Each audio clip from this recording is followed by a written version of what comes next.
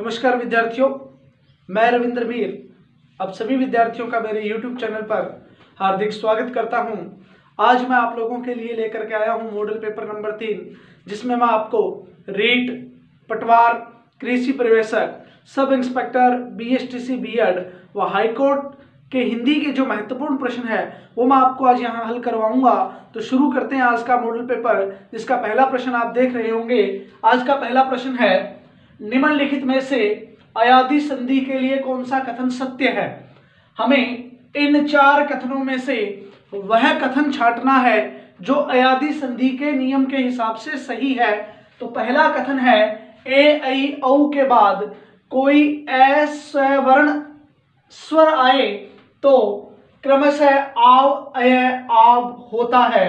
दूसरा कथन है, ए ऐ ओ औ के बाद कोई असवर्ण स्वर आए तो क्रमशः अय आय आव आव हो जाता है। तीसरा कथन है, ओ औ के बाद कोई असवर्ण स्वर आए तो क्रमशः अव आव हो जाता है। ए ऐ के बाद कोई असमान स्वर या अस्वर्ण स्वर आए तो क्रमशः अय औ हो जाता है। तो इन सभी कथनों में से हमें वह कथन ढूंढना है जो कथन अयादी संधि के नियम से सही है। तो गौर कीजिए आप 2 नंबर ऑप्शन पर। 2 नंबर ऑप्शन सही होगा। क्यों होगा?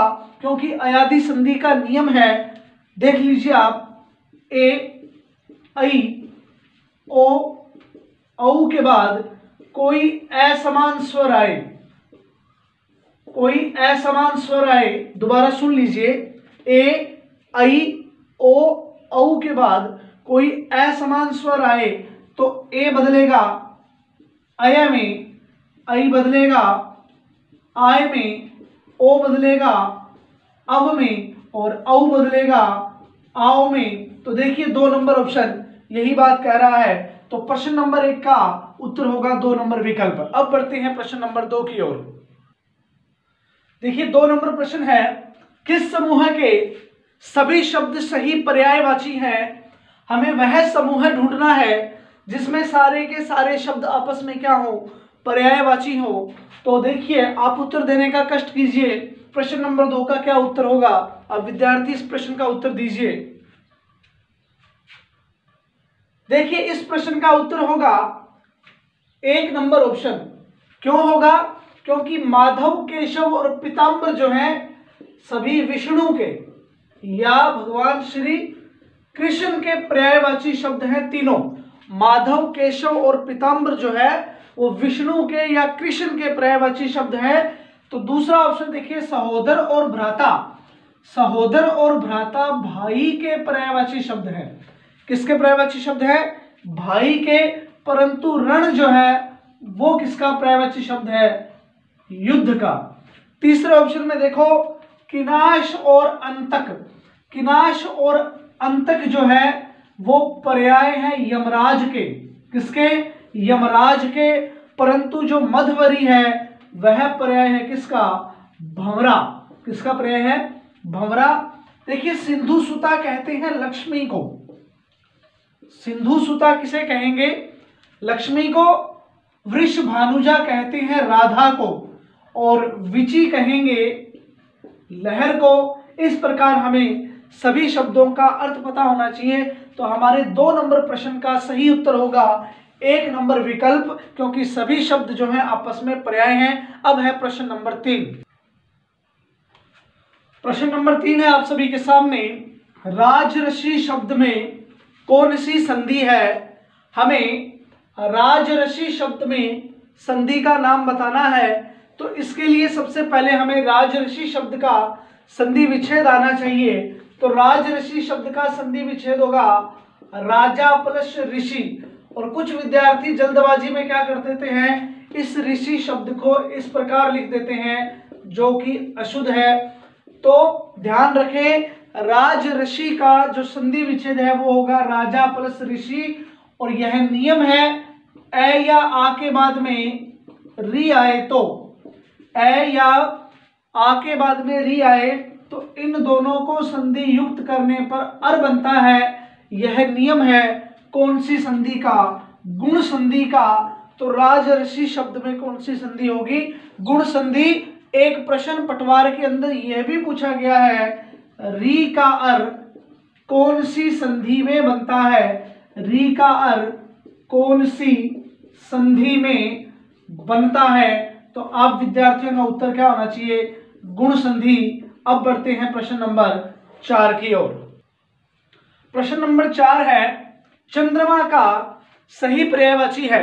इन 4 ऑप्शन में से एक विकल्प ऐसा है जो चंद्रमा का पर्याय है, वही हमें ढूंढना है।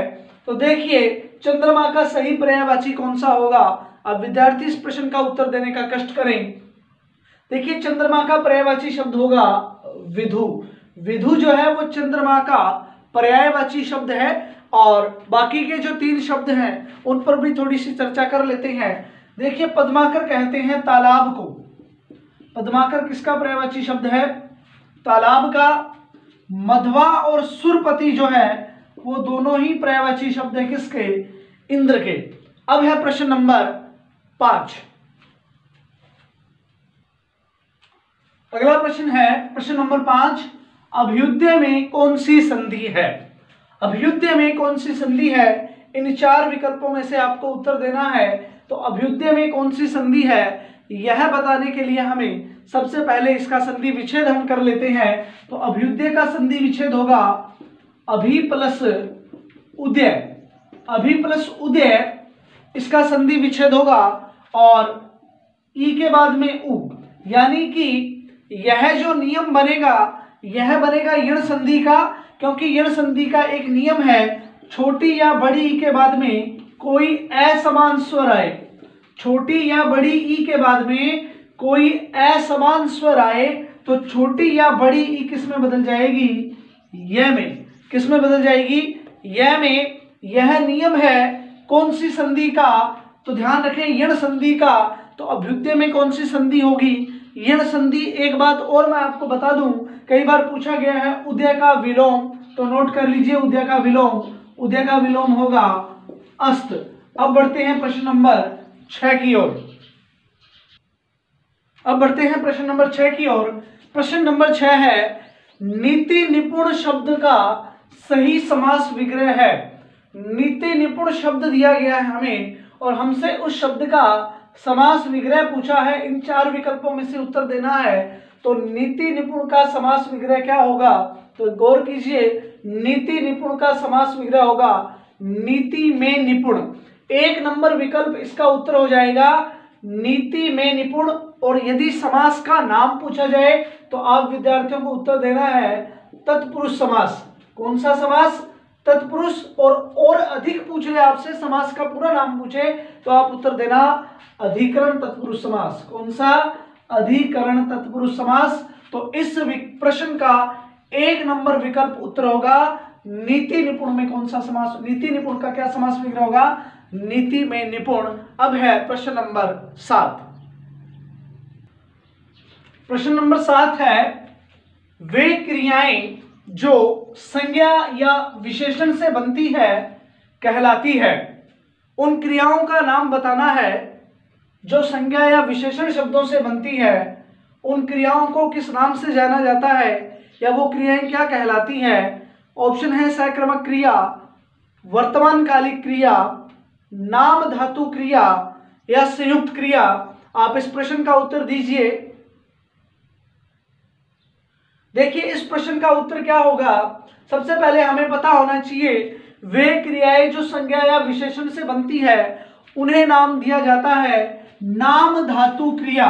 संज्ञा या विशेषण से बनने वाली जो क्रियाएं हैं उन्हें नाम धातु क्रिया कहा जाता है। जैसे एक संज्ञा है हाथ। हाथ शब्द क्या है? संज्ञा। और इस संज्ञा शब्द से जो क्रिया बनेगी कौन सी? हथियाना। कौन सी? हथियाना। तो ये जो हथियाना क्रिया है ये कौन सी क्रिया कहलाएगी? नाम धातु क्रिया। अब है प्रश्न नंबर 8। प्रश्न नंबर 8 है, कामायनी के रचयिता जयशंकर प्रसाद हैं। इस वाक्य में किस प्रकार की अशुद्धि है? यह जो वाक्य है, कामायनी के रचयिता जयशंकर प्रसाद हैं। इस वाक्य में आपको अशुद्धि का प्रकार बताना है इन 4 विकल्पों में से। क्या इस वाक्य में लिंग संबंधी अशुद्धि है, क्या इस वाक्य में वर्तनी संबंधी अशुद्धि है, क्या इस वाक्य में वचन संबंधी अशुद्धि है, या इस वाक्य में कारक संबंधी अशुद्धि है।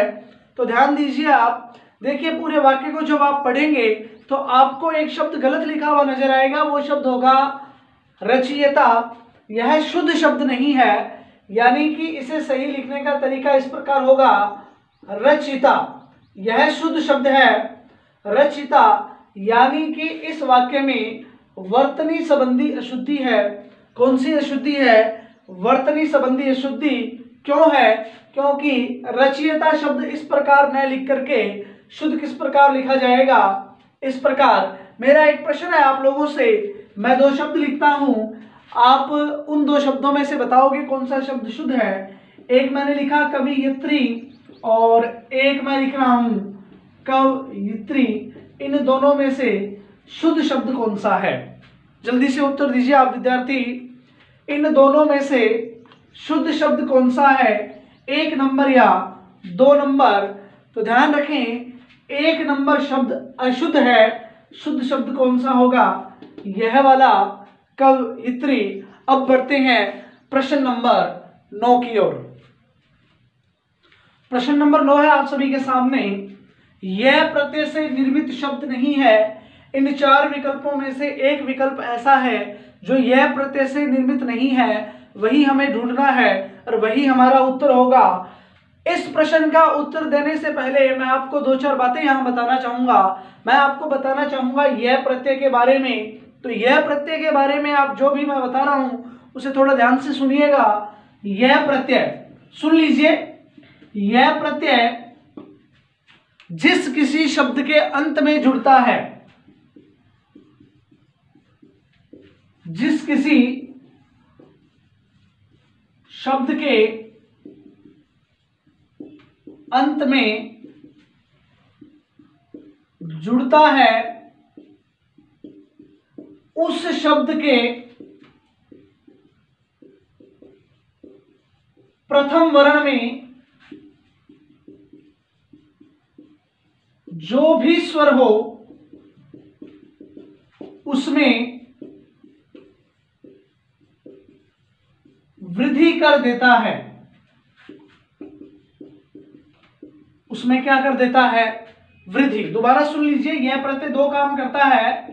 पहला काम है, जिस किसी शब्द के अंत में जब यह प्रत्यय जुड़ता है तो उस शब्द के प्रथम वर्ण में जो भी स्वर हो उसमें वृद्धि कर देता है।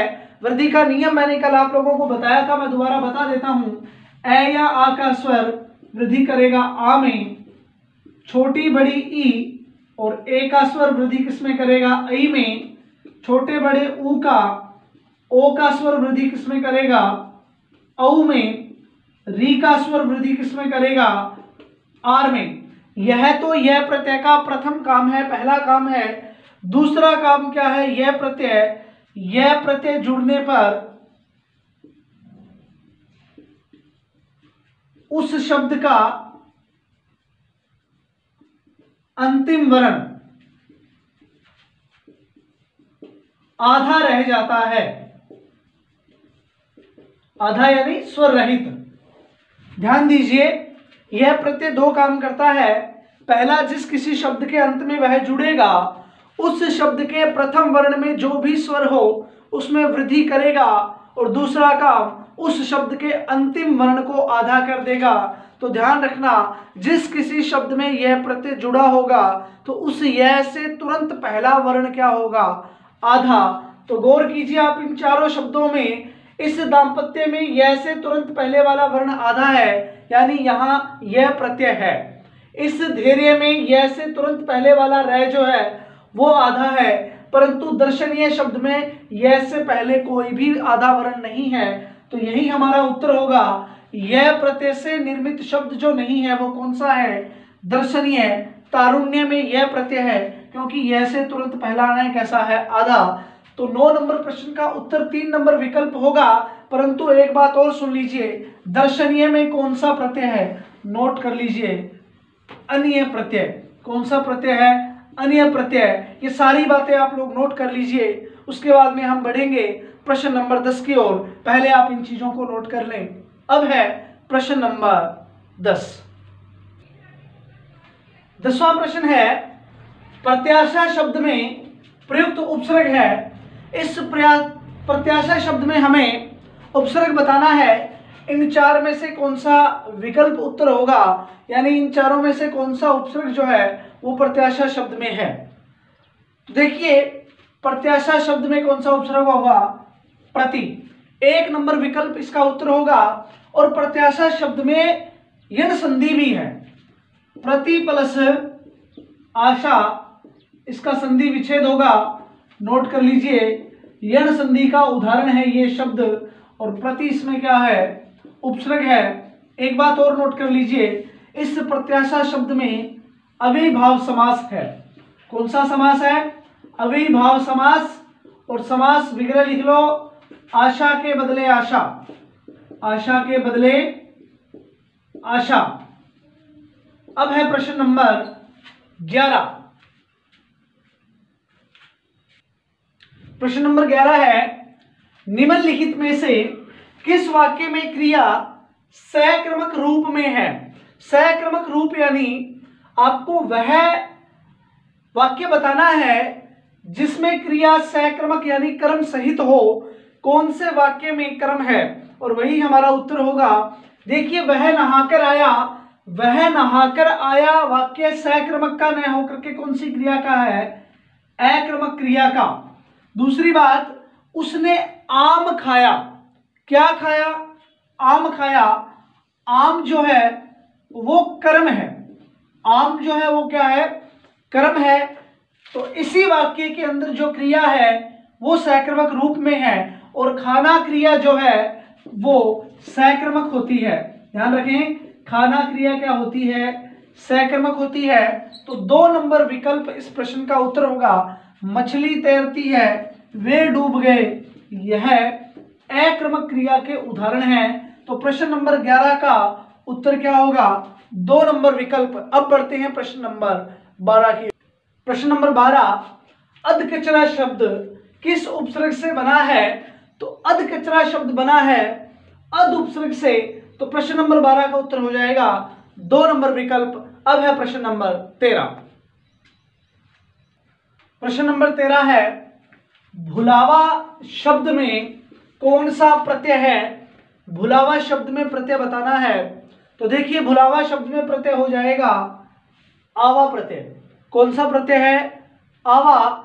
1 नंबर विकल्प उत्तर होगा। और यह जो आवा प्रत्यय है यह कृदंत प्रत्यय है। कौन सा प्रत्यय है, कृदंत प्रत्यय। क्यों है, क्योंकि यह धातु के अंत में जुड़ा है।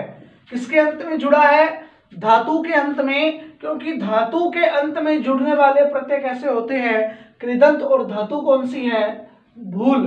भूल प्लस आवा, तो शब्द क्या बनेगा, भुलावा। तो प्रश्न नंबर 13 का विकल्प हो जाएगा 1 नंबर ऑप्शन। अब है प्रश्न नंबर 14। प्रश्न नंबर 14 है, भार मुक्त करने के लिए अंग्रेजी का समानार्थक पारिभाषिक शब्द क्या होगा। तो भार मुक्त करने के लिए जो अंग्रेजी का पारिभाषिक शब्द है वह होता है रिलीव। तो इस प्रश्न का 4 नंबर विकल्प उत्तर होगा। अब है प्रश्न नंबर 15। प्रश्न नंबर 15, कृत्रिम के लिए उचित विलोम शब्द लिखिए। आपको इन 4 विकल्प में से कृत्रिम का विलोम शब्द बताना है। तो बताइए कृत्रिम का विलोम शब्द क्या होगा। कृत्रिम का विलोम शब्द होगा 3 नंबर विकल्प, नैसर्गिक। कृत्रिम का विलोम क्या होगा, नैसर्गिक होगा। अब है प्रश्न नंबर 16।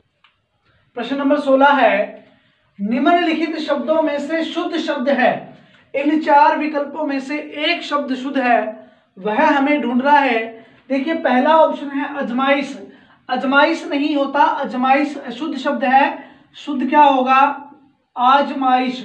लिख लीजिए इसे, शुद्ध आजमाइश होगा। अजमाइश जो शब्द है अशुद्ध शब्द है। 2 नंबर ऑप्शन है आगामी। आगामी शब्द बिल्कुल शुद्ध है, तो यही हमारा उत्तर होगा, क्योंकि हमसे निम्नलिखित शब्दों में से शुद्ध शब्द पूछा था। तो 2 नंबर विकल्प उत्तर होगा। उसके बाद में देखो अंताक्षरी। अंताक्षरी शब्द गलत है, शुद्ध क्या होगा, इस प्रकार होगा अंत्याक्षरी। और 4 नंबर विकल्प भी अशुद्ध शब्द है, आशीर्वाद ऐसे नहीं लिखा जाएगा, आशीर्वाद को शुद्ध इस प्रकार लिखा जाता है, इस प्रकार। अब है प्रश्न नंबर 17। प्रश्न नंबर 17, अहल्या एक पतिव्रता नारी थी, रेखांकित शब्द का उचित विलोम विकल्प चयन कीजिए। यानी हमें इस पतिव्रता शब्द का विलोम शब्द बताना है इन 4 विकल्पों में से। तो पतिव्रता शब्द का विलोम होता है उल्टा। 1 नंबर विकल्प इसका उत्तर होगा। एक शब्द आया है अहल्या, देखिए मैं 2 शब्द लिखता हूं, उन दोनों में से आपको शुद्ध शब्द बताना है। एक शब्द है अहिल्या और एक शब्द है अहल्या। इन दोनों में से शुद्ध शब्द यदि आपसे पूछा जाए तो क्या उत्तर देंगे आप? देखिए इन दोनों में से जो शुद्ध है वह होगा अहल्या। कौन सा होगा? अहल्या। अहिल्या जो शब्द है वो अशुद्ध है। इसी प्रकार द्वारिका शब्द जब आपको लिखा हुआ मिले तो ध्यान रखना द्वारिका शब्द क्या है? अशुद्ध है। शुद्ध शब्द क्या होगा? द्वारका। अब है अगला प्रश्न, प्रश्न नंबर 18। प्रश्न नंबर 18, 99 के फेर में पढ़ना मुहावरे का सही अर्थ है। 99 के फेर में पढ़ना, इस मुहावरे का आप लोगों को इन 4 विकल्पों में से उत्तर ढूंढना है कि 99 के फेर में पढ़ना मुहावरे का सही अर्थ क्या होता है। 99 के फेर में पढ़ना मुहावरे का अर्थ होता है धन जोड़ने में लगे रहना। यानी 18 नंबर प्रश्न का 3 नंबर जो विकल्प है उत्तर होगा। अब है प्रश्न नंबर 19। प्रश्न नंबर 19 है, किस समास में प्रथम पद विशेषण यानी उपमान व द्वितीय पद विशेष्य यानी उपमेय होता है? किस समास में प्रथम पद विशेषण उपमान एवं द्वितीय पद विशेष्य यानी उपमेय होता है? तो 2 नंबर विकल्प उत्तर होगा। कर्मधारय समास में एक पद उपमान और एक पद उपमेय। उपमान यानी उपमान क्या होता है? जिससे तुलना की जाए, और उपमेय जिसकी तुलना की जाए। दोबारा समझ लीजिए इस बात को। उपमान किसे कहते हैं? जिससे तुलना की जाए। उपमेय किसे कहते हैं? जिसकी तुलना की जाए। प्रश्न हमसे पूछा गया है किस समास में प्रथम पद विशेषण, विशेषण यानी उपमान एवं द्वितीय पद विशेष्य उपमेय होता है? तो कर्मधारय समास इसका उत्तर हो जाएगा। अब है प्रश्न नंबर 20। आज का अंतिम प्रश्न है, निम्नलिखित में से किस शब्द में व्यंजन संधि है? हमें वह विकल्प ढूंढना है जिसमें व्यंजन संधि है।